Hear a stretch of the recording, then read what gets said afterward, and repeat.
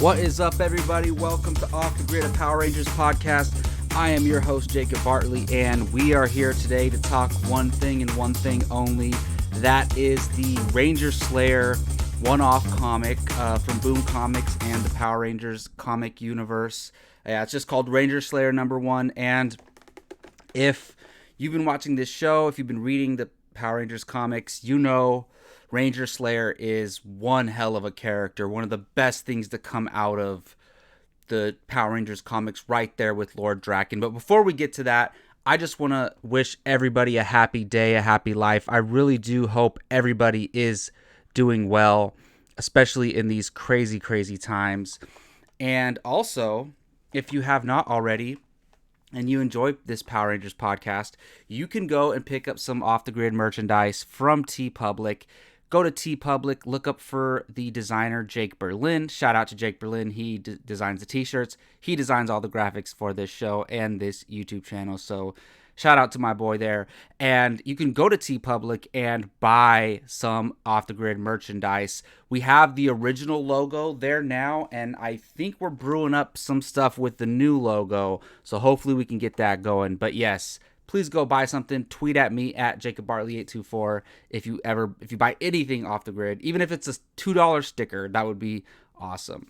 All right, let's get to it. So I really wanted to dedicate this one episode to Ranger Slayer #1 because I do have some other stuff I want to do. Like, I have the Lightning Collection Dragon Dagger that I have not opened yet because I want to do an unboxing, but I was like, I just want to focus on Ranger Slayer #1. And it saddens me because, correct me if I'm wrong, somebody, but I believe it is just a one-off. That's all they're doing, is just a one-off. It saddens me if that's the case because I love this issue and I love what happens in it and I love the way it ends. I don't know if there's much story to tell after that, but I definitely want to see the Ranger Slayer character again, and I believe we will. I really do believe. There's no way we're not going to see her again. We obviously will. They probably have more plans for her down the road. But yeah, like I said, I really want to talk about this because it is a long issue. So it costs $7.99, so it better be long. It was like the length of at least 2 issues of comics, so that's not a bad price there. So basically, it opens up with where the preview brought us. I talked about the preview a few weeks back, and the preview leaves us with this version of Kimberly Hart, Ranger Slayer. She's kind of chilling out on a grass field or something and reflecting on, man, I just had this crazy journey. I'm back here in the coinless world, and she doesn't necessarily feel right. But then we cut to some of the sentries are suppressing citizens. We find out, so since Draken has left their world, he's been missing. And we find out he's been gone for 6 months later on in the issue, but one of the coinless mentioned that Draken's gone. But yes, you have some of the sentries suppressing some of the citizens, and then you see these, what they're calling ghost figures, these undead coming alive, and they're in ranger uniforms, attacking not only regular citizens and the coinless, but also attacking the sentries, attacking Draken's army. So we're like, okay, where is this coming from? Slayer comes out and takes them all out, and we see, which I forgot about, I think they revealed this a while ago, but I forgot that Adam in the coinless world became a sentry, which is really cool. We'll talk about that later. So we see Adam, and he bows to Ranger Slayer and goes and tells Finster 5 and Commander Scorpina that Ranger Slayer is still around. So look, we see Commander Scorpina, and almost everything involved in Mighty Morphin Power Rangers is super cheesy. But I love, within that cheesiness, there's a lot of things that I love. And I love the Scorpina character. I don't know why when she grows, she turns into a large monster in the show. But I do like the Scorpina character. And they've done some cool stuff with her in the comics before. So basically, while Draken's been gone, while Ranger Slayer's been gone, Scorpina's been in charge, and we see that Finster 5 is working on something, but we'll get to that in a minute. So Adam comes to them and mentions that, hey, Ranger Slayer's back. She took out some of the, these spirit monsters very easily. And that's when we realize that Draken's been gone for 6 months. Scorpina and Finster 5 are talking about it.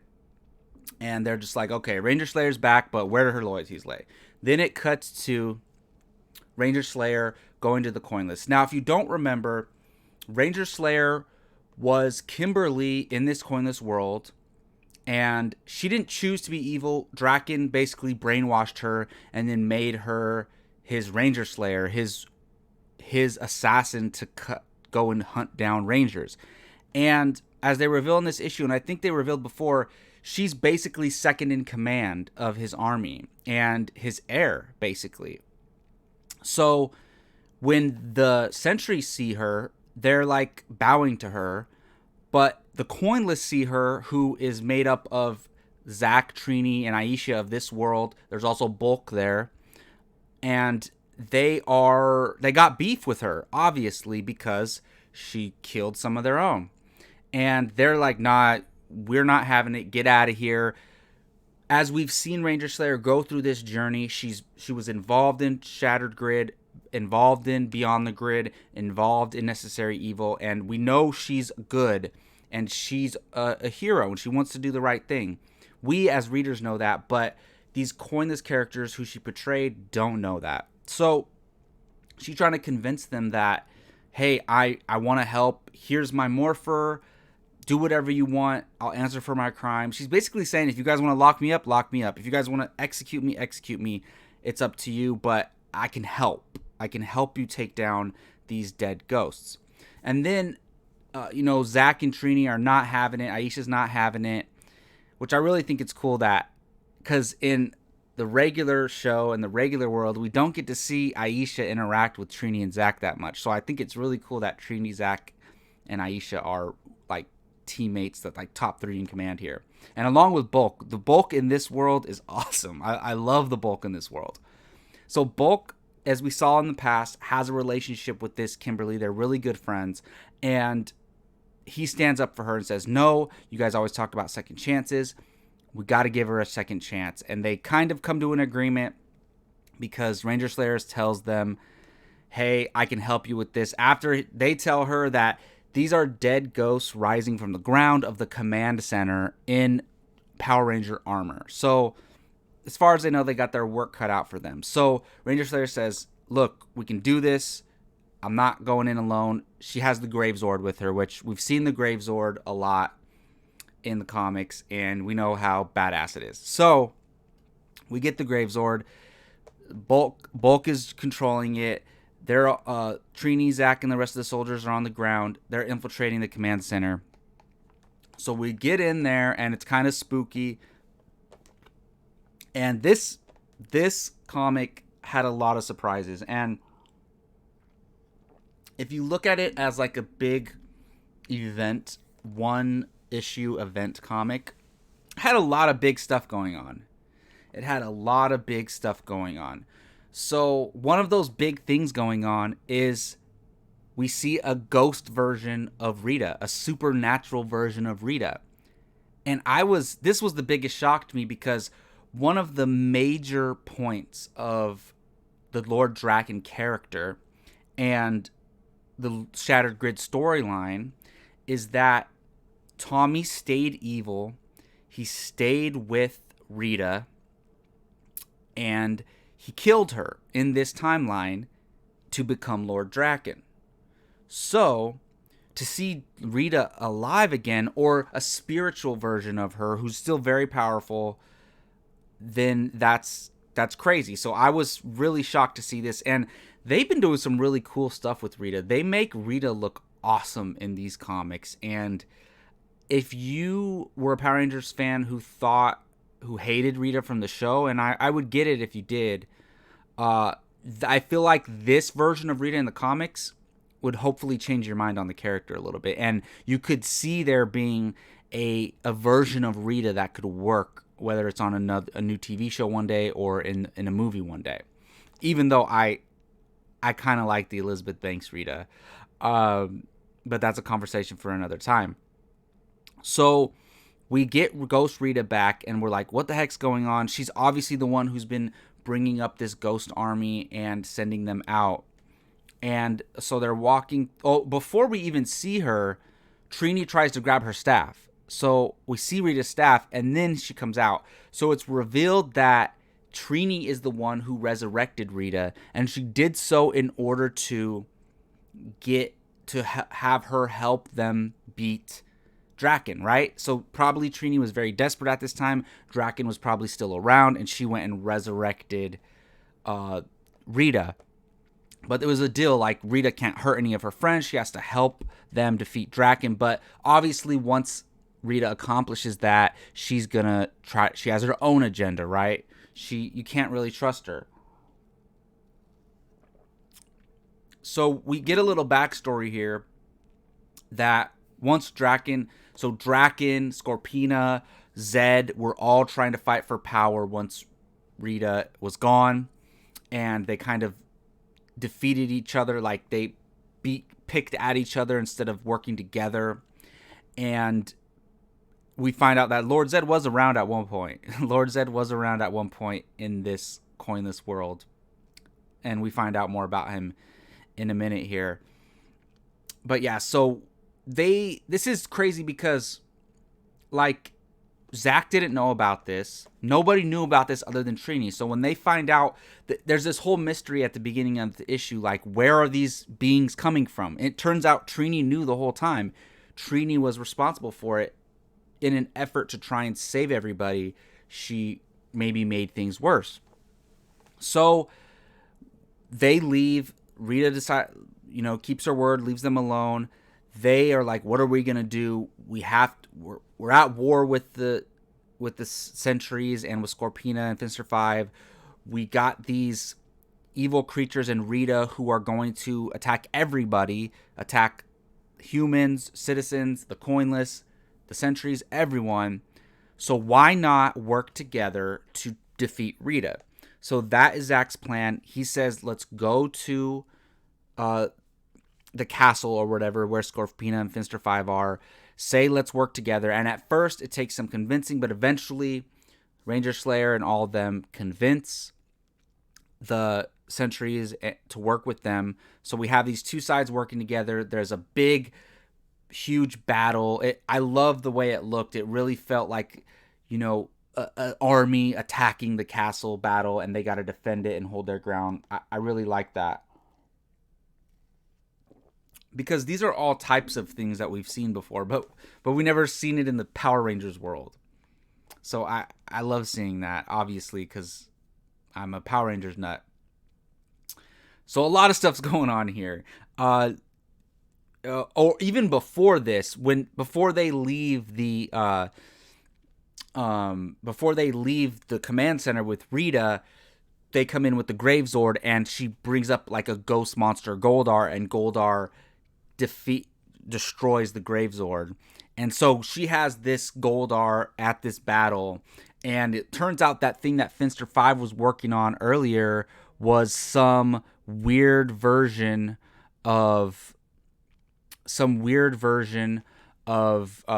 Zed, where they must have defeated Zed at some point. Scorpina must have defeated Zed, and then they made some type of big monster. So that big monster goes and fights Goldar. There's a bunch of battle stuff going on. We see Aisha and Adam kind of reunite and say, hey, it's been a long time. And they start fighting side by side because Adam's a Sentry, Aisha's a coinless. Then we see Skull, who we found out Skull was a Sentry in this, but Bulk sees him and he's like, hey, you're in charge of the Red Rangers? He says, I'm like 8th in command. And we see them working together, and then they fight Rita. Trini and Scorpina go at Rita, and they come up with the plan, and all they had to do was take out her staff, the typical trope, take out this one thing or this one being, and the whole army disappears. Didn't love that, but hey, sometimes nothing else really makes sense. I would kind of like, and we've seen it before where they do that and then the army's still around, so you just got to clear them out. I think they kind of did that with Age of Ultron. So yeah, that's a typical trope in these kind of scenarios, but I feel like there's a creative way to go about it. So maybe someday someone will figure that out. But yes, so we go back to the castle. They defeated Rita. All those monsters are gone, and they're like, okay, we got to go back at war. Scorpina's telling them to surrender. They're like, hell no. And basically, like I said, the Sentries see Ranger Slayer as the second in command to Draken. So she's back. They don't know the whole story. They just saw her lead them to victory over Rita and get rid of this ghost monster problem. So Bulk says, again, the best version of Bulk we ever had in the Coinless world. Bulk says, hey, why not make Ranger Slayer the leader? You need somebody to lead. And at first, Scorpina's like, no way. Finster whispers in her ear, says, this could work for us because we need somebody in charge they're gonna respect while we work on our own plans. And it turns out Scorpina is convinced that it works, and I believe it's Finster 5 who says, we're gonna need something more regal. And then it cuts to, or she's giving a speech, and then it cuts to Ranger Slayer, Kimberly Hart of the Coinless world, in a new her Ranger Slayer suit with some gold stuff, like looking very regal, like Finster said. So I thought this was great. If this is the finale of the Ranger Slayer story, it's a fantastic one, because she was devastated to go back to her world where everything was destroyed, where she did so many bad things. She united Draken's army and the Coinless, who really, now that Draken's gone, didn't have much reason to be at odds, because it was all Draken in the first place. And once you can get Scorpina off the throne and get Ranger Slayer there, it all makes sense. She got rid of Rita and her army. Now whatever happens in that world, that going forward, she's the leader of that. And she can, and we've seen this character, right, go through all this stuff from Shattered Grid, Beyond the Grid, and through Necessary Evil to now. And we know as readers that she's a badass, she's capable, she's intelligent, she's maybe even a better version of Kimberly Hart, depending on how you look at it. And we know that character is going to do right in this leadership position. So I love it. And you can continue this if you want. Let's say the Rangers face this other crazy thing going on in the future and they need help. They can travel to her world, the Coinless world, ask for her help, her army's help, whatever. So there's a lot of cool things they can do with it. And I really liked it. Like, it wasn't the greatest thing ever, but I loved this. I loved it. There's a few nitpicks here and there, but I absolutely loved it. What about you all? Let me know in the comment section what you thought. I would love to have a discussion about Ranger Slayer #1, because she's one of my favorite characters, right along there with Draken. She's one of the best things to come out of these comics. Cannot wait to see, because they're not done with her. Cannot wait to see what they do with her in the future. Yes, again, this is Off the Grid, a Power Rangers podcast. I am Jacob Bartley. Thank you all for watching this video, and please, like I said, let me know in the comment section what you thought of this issue, and if you want to talk about anything regarding Ranger Slayer or Power Rangers, let me know. And please subscribe to the Bartley and Barnes YouTube channel. I do this podcast every Tuesday at 6 p.m. Pacific Standard Time. We got a bunch of stuff going on here. We talk movies, we talk television, we talk sports, we talk books, and of course we talk Power Rangers. At least I talk Power Rangers. I need to find a co-host. Unfortunately, Barnes is not into Power Rangers, but that's okay. That's okay. All right. Thank you all again. I truly, truly appreciate it. And until next time, may the power protect you.